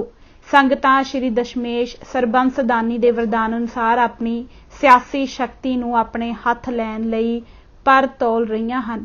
ਛਾਲ ਮਾਰ ਕੇ ਇਹਨਾਂ ਨਾਲ ਆ ਮਿਲੋ। ਜਿਸ ਠਾਕੁਰ ਸਿਉ ਨਾਹੀ ਚਾਰਾ, ਤਾਕੋ ਕੀਜੈ ਸਦ ਨਮਸਕਾਰਾ। ਗੁਰਵਾਕ ਅਟਲ ਹਨ। ਸ਼੍ਰੀ ਦਰਬਾਰ ਸਾਹਿਬ ਅਤੇ ਸ਼੍ਰੀ ਅਕਾਲ ਤਖਤ ਸੱਚ ਦੇ ਰਾਖੇ ਸਿੱਖੀ ਦੀ ਵਿਰਾਸਤ ਦੇ ਧਾਰਨ ਵਾਲੇ ਹਨ। ਸ਼੍ਰੀ ਗੁਰੂ ਰਾਮਦਾਸ, ਸ਼੍ਰੀ ਗੁਰੂ ਹਰਗੋਬਿੰਦ ਨੂੰ ਅੱਖਾਂ ਵਿਖਾ ਕੇ ਵਿਰੋਧੀਆਂ ਦੀ ਖੁਸ਼ਨੁਦੀ ਹਾਸਲ ਕਰਨ ਦੇ ਚਾਹਵਾਨੋਂ ਲੋਕਾਂ ਦੇ ਕਹਿਰ ਤੋਂ ਡਰੋ, ਕਿਉਂ ਜੋ ਖਲਕਤ ਦੀ ਆਵਾਜ਼ ਖਾਲਕ ਦਾ ਨਗਾਰਾ ਹੈ। ਬੱਬਰ ਅਕਾਲੀ ਲਹਿਰ। ਇੱਕ ਪੱਛਮੀ ਸਿਆਣੇ ਨੇ ਸੱਚ ਕਿਹਾ ਸੀ, ਜੇ ਆਪਣੇ ਆਪ ਨੂੰ ਆਪਣੇ ਆਪ ਤੋਂ ਉੱਚਾ ਨਾ ਚੁੱਕੇ ਤਾਂ ਮਨੁੱਖ ਕਿੰਨੀ ਨੀਚ ਵਸਤੂ ਹੈ। ਬੱਬਰ ਅਕਾਲੀ ਲਹਿਰ ਉਹਨਾਂ ਨਿਰਭੈ ਯੋਧਿਆਂ ਦੀ ਚਲਾਈ ਹੋਈ ਲਹਿਰ ਸੀ ਜਿਸ ਨੂੰ ਲੋਕਾਂ ਦੇ ਦੁੱਖ ਨੇ ਦੁਖੀ ਕੀਤਾ, ਜਿਨ੍ਹਾਂ ਕੌਮ ਦੀ ਬੇਇੱਜ਼ਤੀ ਨੂੰ ਨਾ ਸਹਾਰਦਿਆਂ ਹੋਇਆਂ ਜਾਨਾਂ ਤੇ ਖੇਡ ਕੇ ਵੀ ਉਸ ਦੀ ਅਣਖ ਨੂੰ ਬਰਕਰਾਰ ਰੱਖਣ ਲਈ ਇੱਕ ਸ਼ਾਨਦਾਰ ਹੰਬਲਾ ਮਾਰਿਆ। ਬੱਬਰ ਅਕਾਲੀਆਂ ਨੇ ਗੁਲਾਮੀ ਦੇ ਜੀਵਨ ਵਿੱਚ ਅੱਡੀਆਂ ਰਗੜ ਰਗੜ ਕੇ ਜੀਣ ਨਾਲੋਂ ਸੂਰਮਿਆਂ ਵਾਂਗ ਤਲਵਾਰਾਂ ਦੀਆਂ ਧਾਰਾਂ ਤੇ ਨੱਚਦੇ ਹੋਏ ਆਪਣੇ ਜੀਵਨ ਦੀ ਆਹੂਤੀ ਦੇਣ ਨੂੰ ਚੰਗਾ ਸਮਝਿਆ। ਗੁਲਾਮ ਨੂੰ ਤਾਂ ਸੁਪਨੇ ਵਿੱਚ ਵੀ ਸੁੱਖ ਨਹੀਂ ਮਿਲਦਾ। ਪ੍ਰਾਧੀਨ ਸੁਪਨੇ ਹੂੰ ਸੁਖ ਨਾਹੇ। ਪਰ ਗੁਲਾਮੀ ਦੀਆਂ ਕੜੀਆਂ ਕੇਵਲ ਉੱਨਤ ਆਤਮਾਵਾਂ ਤੇ ਬਲਵਾਨ ਡੋਲੇ ਹੀ ਤੋੜ ਸਕਦੇ ਹਨ। ਸਦੀ ਦਾ ਮੋੜ ਪੈਣ ਨਾਲ ਪੰਜਾਬ ਵਿੱਚ ਜਾਗਰਤੀ ਆਉਣੀ ਸ਼ੁਰੂ ਹੋਈ। ਪਹਿਲਾਂ ਪਹਿਲ ਇਹ ਜਾਗਰਤੀ ਧਾਰਮਿਕ ਰੂਪ ਵਿੱਚ ਆਈ। ਨਿਰੰਕਾਰੀ ਅਤੇ ਨਾਮਧਾਰੀ ਲਹਿਰਾਂ ਨਿਰੋਲ ਧਾਰਮਿਕ ਲਹਿਰਾਂ ਸਨ। ਇਸ ਉਪਰੰਤ ਸਿੰਘ ਸਭਾ ਲਹਿਰ ਚਲੀ, ਜਿਸ ਨੇ ਸਮਾਜ ਸੁਧਾਰ ਅਤੇ ਵਿਦਿਅਕ ਉੱਨਤੀ ਦਾ ਬੀੜਾ ਚੁੱਕਿਆ। ਹੌਲੀ ਹੌਲੀ ਇਹ ਜਾਗਰਤੀ ਸਿਆਸੀ ਰੂਪ ਵਟਾਉਂਦੀ ਗਈ। ਸਰਕਾਰ ਨੇ ਇਹਨਾਂ ਨਵੇਂ ਪੁੰਗਰ ਦੇ ਵਿਚਾਰਾਂ ਨੂੰ ਦਬਾਉਣ ਦੀ ਕੋਸ਼ਿਸ਼ ਕੀਤੀ। ਜਦੋਂ ਵਿਨਾਸ਼ ਦਾ ਸਮਾਂ ਆਉਂਦਾ ਹੈ ਤਾਂ ਮਨੁੱਖ ਦੀ ਬੁੱਧੀ ਪਲਟ ਜਾਂਦੀ ਹੈ। ਵਿਨਾਸ਼ ਕਾਲੇ ਵਿਪਰੀਤ ਬੁੱਧੀ। ਅੰਗਰੇਜ਼ ਸਰਕਾਰ ਧਰਮ ਵਰਗੇ ਪਵਿੱਤਰ ਮਸਲਿਆਂ ਵਿੱਚ ਵੀ ਦਖਲ ਦੇਣ ਲੱਗ ਪਈ। ਧਰਮ ਵਿੱਚ ਦਖਲ ਨਾ ਸਹਾਰਦੇ ਹੋਏ ਅਕਾਲੀਆਂ ਨੇ ਸਰਕਾਰ ਨਾਲ ਕਈ ਸਿੱਧੀਆਂ ਟੱਕਰਾਂ ਲਈਆਂ। ਗੁਰਦੁਆਰਾ ਸੁਧਾਰ ਲਹਿਰ ਵਿੱਚ ਸਿੱਖਾਂ ਨੇ ਸ਼ਾਂਤਮਈ ਰਹਿੰਦੇ ਹੋਏ ਜ਼ਬਰ ਦਾ ਟਾਕਰਾ ਸਬਰ ਨਾਲ ਕੀਤਾ। ਡਾਂਗਾਂ ਦੇ ਵਾਰ ਹੋਏ, ਗੋਲੀਆਂ ਉੱਡ ਉੱਡ ਕੇ ਹਿੱਕਾਂ ਨੂੰ ਆਈਆਂ, ਘੋੜੀਆਂ ਦੇ ਸੁੰਬਾਂ ਨੇ ਪਸਲੀਆਂ ਭੰਨੀਆਂ ਅਤੇ ਧਾਰਮਿਕ ਚਿੰਨ੍ਹਾਂ ਦੀ ਬੇਅਦਬੀ ਵੀ ਹੋਈ। ਜ਼ਬਰ ਅਤੇ ਸਬਰ ਦੇ ਇਸ ਘੋਲ ਵਿੱਚੋਂ ਬੱਬਰ ਅਕਾਲੀ ਲਹਿਰ ਨੇ ਜਨਮ ਲਿਆ।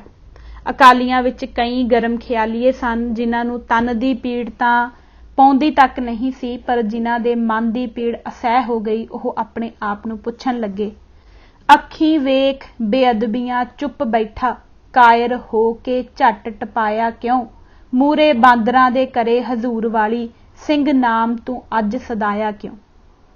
ਗੁਰਵਾਕ ਵੀ ਹੈ, ਜੇ ਜੀਵੈ ਪਤ ਲੱਥੀ ਜਾਏ, ਸਭ ਹਰਾਮ ਜੇ ਤਾ ਕਿਛ ਖਾਏ। ਇਹਨਾਂ ਗਰਮ ਖਿਆਲੀਆਂ ਨੇ ਆਪਣੇ ਤਰੀਕੇ ਨਾਲ ਬੇਪਤੀ ਕਰਨ ਵਾਲਿਆਂ ਨੂੰ ਸਬਕ ਸਿਖਾਉਣ ਦੀ ਸੋਚੀ। ਜਥੇਦਾਰ ਕਿਸ਼ਨ ਸਿੰਘ ਗੜਗੱਜ ਅਤੇ ਬਾਬੂ ਸੰਤਾ ਸਿੰਘ ਨੇ ਦੁਆਬੇ ਵਿੱਚ ਬੱਬਰ ਅਕਾਲੀ ਦਲ ਦੀ ਨੀਂਹ ਇਸ ਮੰਤਵ ਲਈ ਰੱਖੀ।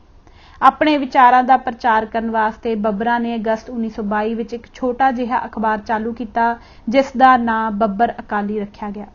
ਸਰਦਾਰ ਕਰਮ ਸਿੰਘ ਦੌਲਤਪੁਰ, ਜ਼ਿਲ੍ਹਾ ਜਲੰਧਰ, ਹੁਣ ਨਵਾਂ ਸ਼ਹਿਰ, ਇਸ ਅਖਬਾਰ ਦੇ ਸੰਪਾਦਕ ਸਨ। ਬੱਬਰ ਅਕਾਲੀ ਸਾਈਕਲੋ ਸਟਾਈਲ ਮਸ਼ੀਨ ਤੇ ਛਾਪਿਆ ਜਾਂਦਾ ਸੀ, ਜਿਸ ਨੂੰ ਬੱਬਰ ਉਡਾਰੂ ਪ੍ਰੈਸ ਜਾਂ ਸਫਰੀ ਮਸ਼ੀਨ ਆਖਦੇ ਸਨ। ਆਓ ਬੱਬਰ ਅਕਾਲੀਆਂ ਦੇ ਜਜ਼ਬਾਤ ਨੂੰ ਇਸ ਅਖਬਾਰ ਵਿੱਚ ਛਪੀਆਂ ਹੋਈਆਂ ਕਵਿਤਾਵਾਂ ਰਾਹੀਂ ਜਾਣਨ ਦੀ ਕੋਸ਼ਿਸ਼ ਕਰੀਏ। ਬੱਬਰ ਅਕਾਲੀ ਦੇਸ਼ ਦੀ ਆਜ਼ਾਦੀ ਲਈ ਬੜੀ ਤੜਪ ਰੱਖਦੇ ਸਨ ਅਤੇ ਉਹਨਾਂ ਦਾ ਨਿਸ਼ਚਾ ਸੀ ਕਿ ਆਜ਼ਾਦੀ ਦੇ ਆਸ਼ਕ ਖੂਨ ਦੀਆਂ ਝਨਾਂ ਵਿੱਚ ਟੁੱਬੀ ਲਾ ਕੇ ਹੀ ਮੰਜ਼ਿਲ ਤੱਕ ਪਹੁੰਚ ਸਕਦੇ ਹਨ। ਸ਼ਾਂਤਮਈ ਨੇ ਹਿੰਦ ਜਗਾ ਦਿੱਤਾ, ਹੁਣ ਤਾਂ ਸ਼ੁਰੂ ਹੋ ਜਾਓ ਦੂਜੇ ਦਾ ਲੋਕੋ, ਮਾਰੇ ਬਿਨਾਂ ਕਦੀ ਨਹੀਂ ਕੰਮ ਸਰਨਾ, ਲਓ ਜ਼ਾਲਮਾਂ ਵੰਡੀਆਂ ਪਾ ਲੋਕੋ। ਜ਼ੁਲਮ ਦਾ ਨਾਸ਼ ਕਰਨ ਵਾਸਤੇ ਉਹ ਜ਼ਾਲਮਾਂ ਦਾ ਨਾਸ਼ ਕਰਨਾ ਜ਼ਰੂਰੀ ਸਮਝਦੇ ਸਨ। ਥਾਂੋਂ ਥਾਈਂ ਬਣਾ ਕੇ ਜਜਿਆਂ ਨੂੰ, ਵੀਰੋ ਜ਼ਾਲਮਾਂ ਤਾਈਂ ਖਪਾਣ ਲੱਗ ਪਓ, ਦੇਸ਼ ਭਗਤਾਂ ਨੂੰ ਜਿਨ੍ਹਾਂ ਨੇ ਦੁੱਖ ਦਿੱਤਾ, ਉਹਨਾਂ ਜ਼ਾਲਮਾਂ ਦੀ ਧੌਣ ਲਾਣ ਲੱਗ ਪਓ। ਉਹਨਾਂ ਦੀ ਵੰਗਾਰ ਕੇਵਲ ਇੱਕ ਫਿਰਕੇ ਤੱਕ ਸੀਮਿਤ ਨਹੀਂ ਸੀ, ਸਗੋਂ ਉਹ ਸਾਰੇ ਭਾਰਤ ਵਾਸੀਆਂ ਨੂੰ ਇਕਮੁੱਠ ਹੋ ਕੇ ਆਜ਼ਾਦੀ ਲਈ ਹੰਭਲਾ ਮਾਰਨ ਲਈ ਪ੍ਰੇਰਦੇ ਸਨ। ਅੰਤ ਨੂੰ ਸਤਿ ਸ਼੍ਰੀ ਅਕਾਲ ਦੇ ਨਾਅਰੇ ਲਾਉਂਦੇ ਹੋਏ ਭਾਈ ਕਰਮ ਸਿੰਘ ਦੌਲਤਪੁਰ, ਸਰਦਾਰ ਬਿਸ਼ਨ ਸਿੰਘ ਮਾਂਗਟ, ਸਰਦਾਰ ਉਦੇ ਸਿੰਘ, ਸਰਦਾਰ ਮਹਿੰਦਰ ਸਿੰਘ ਤੇ ਇੱਕ ਹੋਰ ਬੱਬਰ ਸ਼ਹੀਦ ਹੋ ਗਏ। ਨਵੰਬਰ 1922 ਵਿੱਚ ਬੱਬਰ ਲਹਿਰ ਤੇ ਕਾਬੂ ਪਾਉਣ ਵਾਸਤੇ DIG, DC Jalandhar, DC Hoshiarpur ਅਤੇ ਹੋਰ ਵੱਡੇ ਅਫਸਰਾਂ ਦੀ ਮੀਟਿੰਗ ਹੋਈ। ਇਸ ਮੀਟਿੰਗ ਦੇ ਫੈਸਲੇ ਅਨੁਸਾਰ ਪੁਲਿਸ ਦੀ ਖਾਸ ਧਾੜ ਦਾ ਪ੍ਰਬੰਧ ਕੀਤਾ ਗਿਆ। ਬੱਬਰਾਂ ਦੀਆਂ ਗ੍ਰਿਫਤਾਰੀਆਂ ਲਈ ਇਨਾਮ ਰੱਖੇ ਗਏ। ਪਰ ਬੱਬਰ ਅਕਾਲੀਆਂ ਨੇ ਆਪਣਾ ਧਰਮ ਯੁੱਧ ਜਾਰੀ ਰੱਖਿਆ। ਜਿਹੜੇ ਕੌਮਾਂ ਨੂੰ ਜਿਉਣਾ ਸਿਖਾਉਣ ਲਈ ਮੈਦਾਨ ਵਿੱਚ ਨਿੱਤਰਦੇ ਹਨ, ਉਹ ਸਿਰ ਤੇ ਕਫਨ ਬੰਨ੍ਹ ਕੇ ਹੀ ਆਉਂਦੇ ਹਨ। ਪਹਿਲਾ ਮਰਨ ਕਬੂਲ, ਜੀਵਨ ਕੀ ਛੱਡ ਆਸ। ਆਜ਼ਾਦੀ ਦੀ ਸ਼ਮਾ ਮੱਚਦੀ ਰਹੀ, ਪਰਵਾਨੇ ਸੜਦੇ ਰਹੇ। 12 ਦਸੰਬਰ 1922 ਨੂੰ ਪਿੰਡ ਮੁੰਡੇਰ ਵਿੱਚ ਪੁਲਿਸ ਦੀ ਇੱਕ ਟੁਕੜੀ ਨੇ ਮੁਕਾਬਲੇ ਤੋਂ ਬਾਅਦ ਇੱਕ ਮਕਾਨ ਨੂੰ ਅੱਗ ਲਾ ਕੇ ਵਿੱਚ ਲੁਕੇ ਹੋਏ ਬੱਬਰਾਂ ਭਾਈ ਬੰਤਾ ਸਿੰਘ, ਭਾਈ ਨੱਥਾ ਸਿੰਘ ਅਤੇ ਭਾਈ ਜਵਾਲਾ ਸਿੰਘ ਨੂੰ ਸਾੜ ਦਿੱਤਾ। ਕੇਵਲ ਭਾਈ ਵਰਿਆਮ ਸਿੰਘ ਨੂੰ ਅੱਗ ਨਾ ਸਾੜ ਸਕੀ, ਉਹ ਗੋਲੀਆਂ ਦੇ ਵਰਦੇ ਮੀਂਹ ਵਿੱਚ ਦੀ ਹਰਨ ਹੋ ਗਿਆ। ਇੱਕ ਚੱਕਰਵਰਤੀ ਦੀ ਗ੍ਰਿਫਤਾਰੀ ਲਈ ਸਰਕਾਰ ਨੇ 3 ਮੁਰੱਬੇ ਜ਼ਮੀਨ ਦਾ ਇਨਾਮ ਮਿੱਥਿਆ। ਅੰਤ ਜੂਨ 1924 ਨੂੰ ਪਿੰਡ ਧੁਗਾ ਵਿੱਚ ਭਾਈ ਵਰਿਆਮ ਸਿੰਘ ਪੁਲਿਸ ਮੁਕਾਬਲੇ ਵਿੱਚ ਮਾਰਿਆ ਗਿਆ। 24 ਅਕਤੂਬਰ 1923 ਨੂੰ ਭਾਈ ਧੰਨਾ ਸਿੰਘ ਬਹਿਬਲਪੁਰ ਦਾ ਮੰਨਣਹਾਣਾ ਪਿੰਡ ਵਿੱਚ ਹੋਣ ਦਾ ਪਤਾ ਲੱਗਿਆ। ਪੁਲਿਸ ਪਹੁੰਚ ਗਈ। ਜਿੰਨੀ ਦੇਰ ਤੱਕ ਕੋਲ ਬਰੂਦ ਸਿੱਕਾ ਰਿਹਾ, ਧੰਨਾ ਸਿੰਘ ਨੇ ਪੁਲਿਸ ਦਾ ਮੁਕਾਬਲਾ ਕੀਤਾ। ਅੰਤ ਉਸ ਨੂੰ ਨਿਹੱਥਾ ਸਮਝ ਕੇ ਪੁਲਿਸ ਵਾਲੇ ਨੇੜੇ ਆਏ ਤਾਂ ਉਸਨੇ ਆਪਣੀ ਕੱਛ ਵਿੱਚ ਲੁਕਾ ਕੇ ਰੱਖੇ ਬੰਬ ਨੂੰ ਚਲਾ ਦਿੱਤਾ, ਜਿਸ ਨਾਲ 5 ਪੁਲਿਸ ਕਰਮਚਾਰੀ ਤੇ ਇੱਕ ਅੰਗਰੇਜ਼ ਥਾਂ ਤੇ ਮਾਰੇ ਗਏ। ਭਾਈ ਧੰਨਾ ਸਿੰਘ ਵੀ अत ही रण मैं तब जूझ मरो वाला प्रण पूरा कर गया। पुलिस होर सरगर्म हुई, जिस दा नतीजा संत करतार सिंह ਬੱਬਰ पिंड परागपुर की गिरफ्तारी विच निकलिया। यह कसौटी ते पूरा ना उतरिया। कबीर कसौटी राम की, झूठा टिकै ना कोई। ਉਹ पुलिस का गवाह बन गया। उस कोलों सूह लैके पुलिस ने 99 ਬੱਬਰ गिरफ्तार कर लए। इन्हां उत्ते मुकदमे चले। 5 ਨੂੰ फांसी, 11 ਨੂੰ उम्र कैद ते बाकियां ਨੂੰ लंबियां सजावां देण दा फैसला होया।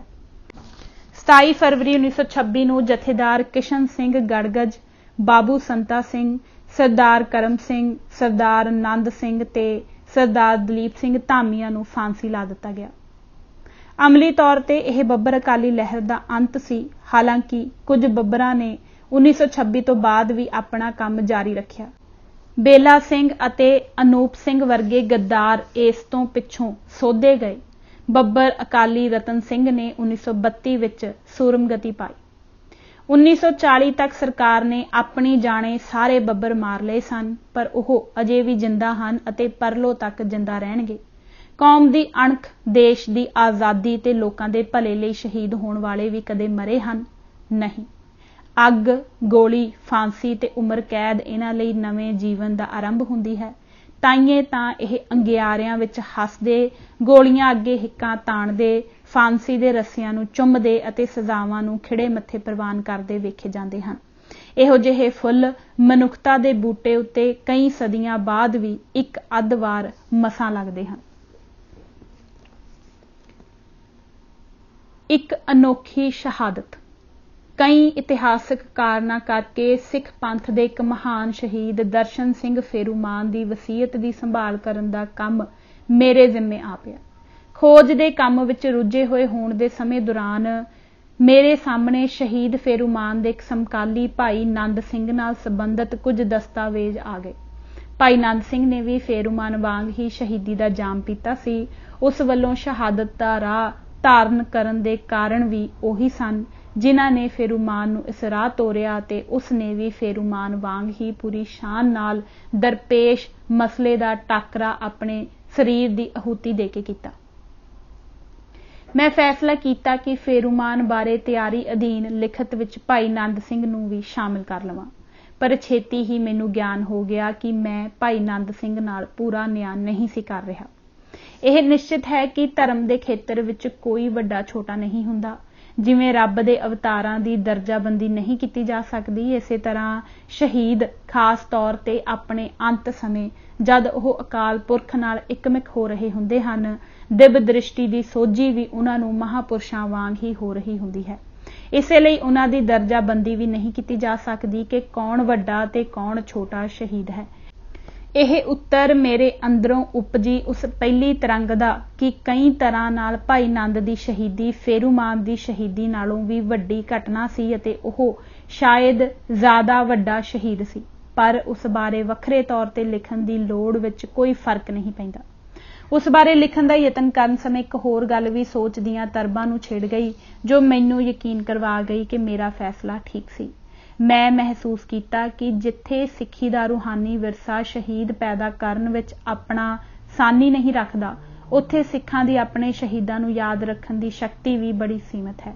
मैं भाई नंद सिंह बारे चंगे जानकार लोकां कोलों होर वधेरी जानकारी प्राप्त करन दा यतन किया तां मैनूं यह जान के बड़ी हैरानी हुई कि ओह तां उस दा नां भी भुल चुके सन। मैनूं वार-वार पुछिया जांदा सी, नंद सिंह किहड़ा नंद सिंह?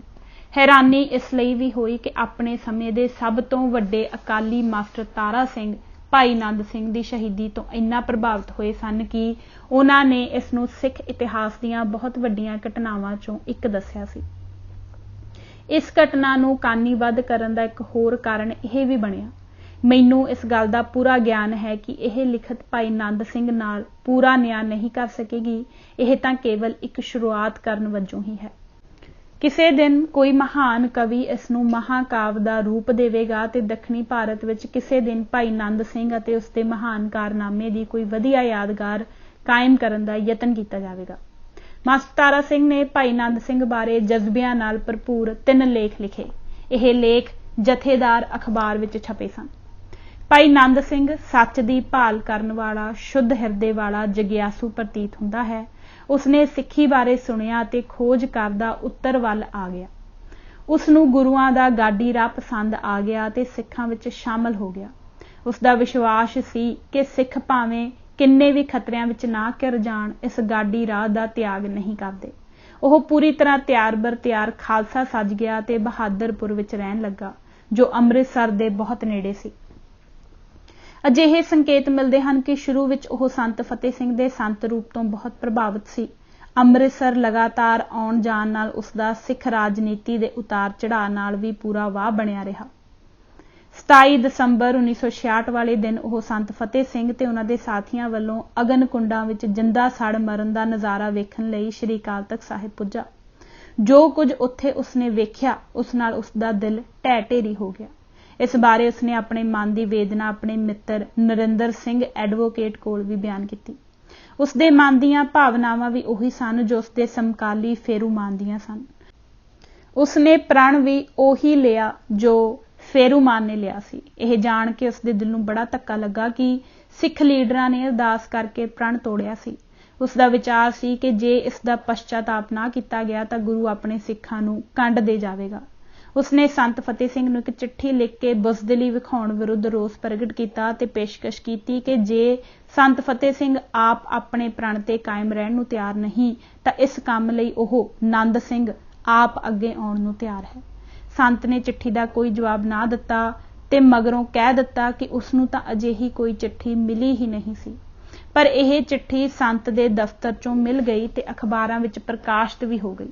ਉਹ ਕਿਉਂਕਿ ਇੱਕ ਗੁਰਦੁਆਰੇ ਵਿੱਚ ਗ੍ਰੰਥੀ ਵਜੋਂ ਸੇਵਾ ਕਰ ਰਿਹਾ ਸੀ, ਉਸਦਾ ਵਿਚਾਰ ਸੀ ਕਿ ਗੁਰੂ ਦੇ ਪੰਥ ਦੀ ਮਰਿਆਦਾ ਬਾਰੇ ਗੱਲ ਕਰਨਾ ਉਸਦੀ ਜ਼ਿੰਮੇਵਾਰੀ ਸੀ। ਸਾਡੇ ਆਪਣੇ ਸਮੇਂ ਵਿੱਚ ਵੀ ਅਜੋਕੀ ਅਕਾਲੀ ਰਾਜਨੀਤੀ ਵਿੱਚ ਪਸਰੇ ਰੋਲ ਘਚੋਲੇ ਨੂੰ ਸਮਾਪਤ ਕਰਨ ਲਈ ਅਕਾਲੀ ਤਖਤ ਦੇ ਜਥੇਦਾਰ ਨੂੰ ਦਖਲ ਦੇਣ ਲਈ ਹੁਣੇ ਪਿੱਛੇ ਜਿਹੇ ਰਾਜ਼ੀ ਕਰਨਾ ਪਿਆ ਸੀ। 13 ਅਪ੍ਰੈਲ 1967 ਵਾਲੇ ਦਿਨ ਉਸ ਨੇ ਉਹੀ ਅਰਦਾਸ ਦੁਹਰਾਈ ਜਿਸ ਨੂੰ ਸੰਤ ਨੇ ਵਿੱਚੇ ਛੱਡ ਦਿੱਤਾ ਸੀ ਅਤੇ ਆਤਮਦਾਹ ਕਰ ਲਿਆ, ਸੰਸਾਰ ਨੂੰ ਇਹ ਦੱਸਣ ਲਈ ਕਿ ਸਿੱਖ ਆਪਣੇ ਗੁਰੂ ਨਾਲ ਕੀਤੇ ਬਚਨ ਦੀ ਪਾਲਣਾ ਮਰ ਕੇ ਵੀ ਕਰਦੇ ਹਨ ਅਤੇ ਸਿੱਖ ਦੀ ਧਾਰਮਿਕ ਪ੍ਰਤਿੱਗਿਆ ਕੋਈ ਮਾਮੂਲੀ ਗੱਲ ਨਹੀਂ ਹੁੰਦੀ। ਜਦੋਂ ਵੀ ਅਤੇ ਜੇ ਕਦੀ ਵੀ ਸਿੱਖ ਆਪਣੀ ਹੁਣ ਵਾਲੀ ਬੇਜਾਨ ਅਵਸਥਾ ਵਿੱਚੋਂ ਬਾਹਰ ਨਿਕਲੇ ਤਾਂ ਉਹ ਗੁਰੂ ਦੇ ਇਸ ਨਿਮਾਣੇ ਅਤੇ ਸਾਧ ਮੁਰਾਦੇ ਸਿੱਖ ਨੂੰ ਉੱਪਰ ਚੁੱਕ ਕੇ ਇੱਕ ਬੇਗਰਜ਼ ਨਾਇਕ ਵਾਲਾ ਰੁਤਬਾ ਦੇਣਗੇ, ਕਿਉਂਕਿ ਅਜਿਹੇ ਲੋਕ ਕਿਸੇ ਵੀ ਕੌਮ ਅੰਦਰ ਬੜੀ ਮੁੱਦਤ ਮਗਰੋਂ ਹੀ ਪੈਦਾ ਹੁੰਦੇ ਹਨ। ਇਹ ਅਜਿਹੇ ਵਿਅਕਤੀ ਹੁੰਦੇ ਹਨ ਜਿਨ੍ਹਾਂ ਤੋਂ ਸੱਚ ਅਤੇ ਧਰਮ ਨੂੰ ਮੰਨਣ ਵਾਲੇ ਸਭ ਲੋਕਾਂ ਨੂੰ ਪ੍ਰੇਰਨਾ ਲੈਣੀ ਚਾਹੀਦੀ ਹੈ।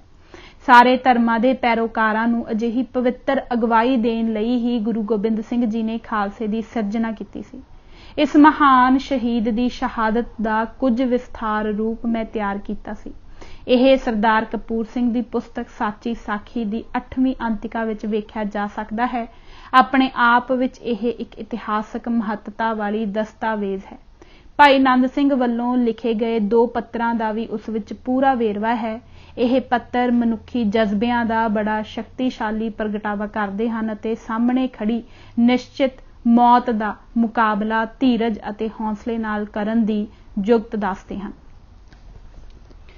ਇਸ ਦੇ ਨਾਲ ਹੀ ਅੱਜ ਅਸੀਂ ਇਹ ਭਾਗ ਪੰਨਾ ਨੰਬਰ 235 ਤੱਕ ਪੜ੍ਹਾਂਗੇ। ਹੋਈਆਂ ਭੁੱਲਾਂ ਚੁੱਕਾਂ ਲਈ ਮੈਂ ਹੱਥ ਜੋੜ ਕੇ ਮੁਆਫੀ ਮੰਗਦੀ ਹਾਂ। ਇਜਾਜ਼ਤ ਦਿਓ। ਵਾਹਿਗੁਰੂ ਜੀ ਕਾ ਖਾਲਸਾ, ਵਾਹਿਗੁਰੂ ਜੀ ਕੀ ਫਤਿਹ।